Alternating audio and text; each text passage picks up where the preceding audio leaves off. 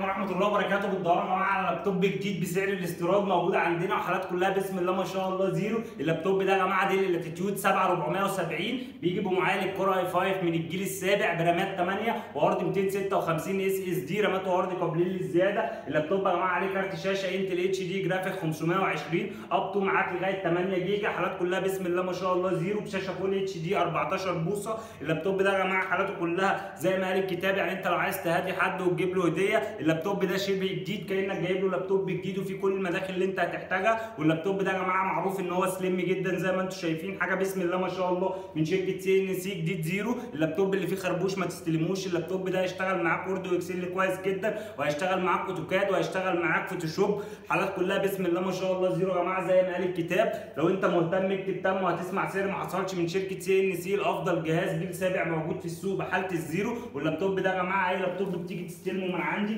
بسلمه لك بهديه شنطه ماوس وستيكر عربي وكابل باور اوريجينال، وبديك شاحن اوريجينال شوكليت الشكل الجديد، حاجه بسم الله ما شاء الله زيرو زي ما قال الكتاب. والسعر يا جماعه في متناول الجميع، السعر بتاع اللابتوب ده في متناول الجميع، يعني اللي عايزه يطلب يا جماعه عشان الكميه قربت تخلص، وفي كل المداخل اللي انت هتحتاجها في اتش دي ام اي وتايب سي، ومجهز ان هو يركب له شريحه وكارت ميموري. واللابتوب بصوا كده اهوت حالاته كلها يعني حاجه بسم الله ما شاء الله. لو انت مهتم اكتب تم وهتسمع سعر ما حصلش من شركه سي ان سي. شكرا.